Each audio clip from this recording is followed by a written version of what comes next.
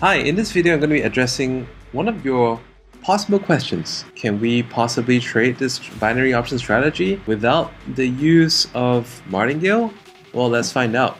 So in this video, we're going to do everything exactly the same, and previously, as you have seen, we've done the first couple of videos on pocket option. The last video was on IQ option.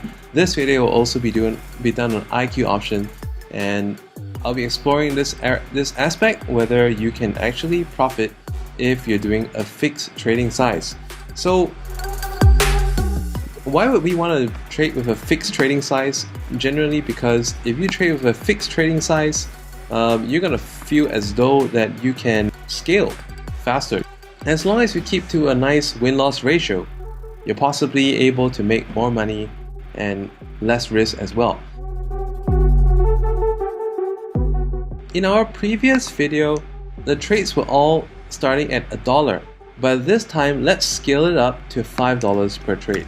The next thing we're going to do is to check out which pairs we are going to be trading. We're going to start out with those that have the highest payout as usual. All these ones have a fairly good payout, and the best place to check it out would be on TradingView itself.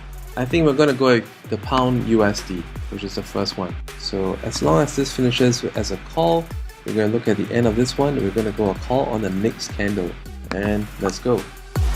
The reason why I decided to try out this experiment as well for no martingale, if we are going to be riding the trend, if we're able to catch the trend, that could potentially still be quite profitable.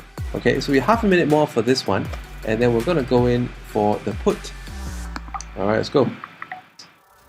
Once this price floor is broken, it will continue to drop.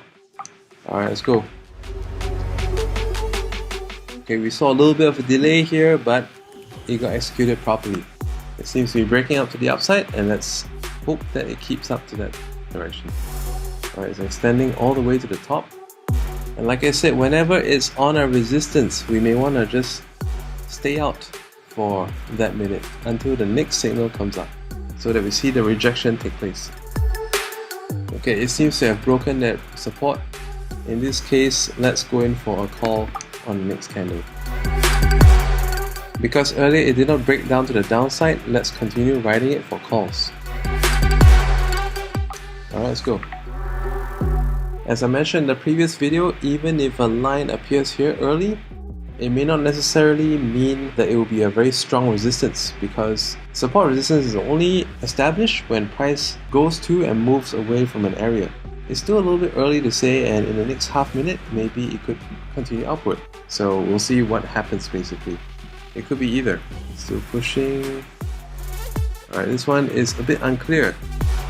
It shows as a put, and I will have to wait for the next, because the previous one was no signal. I want to take notice that right now we are net one loss. So basically net one loss here.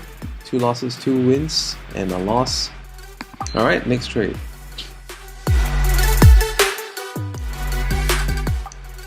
Alright, and it is. So far, I'm already thinking that in this approach, you might have to stop when you're ahead.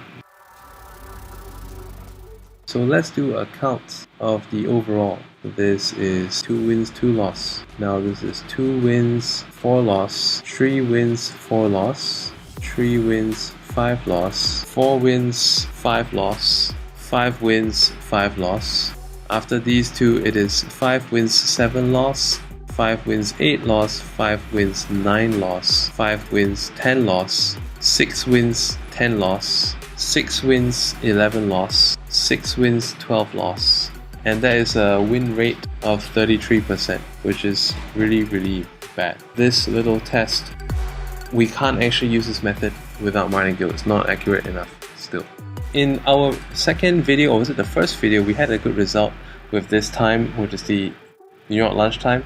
But today it didn't turn out that way. We'll try it again with martingale, with the continuing direction, and also with higher trade size to simulate what it will be like if you're taking trades with a larger account, say like 10K account, starting at $100 per trade.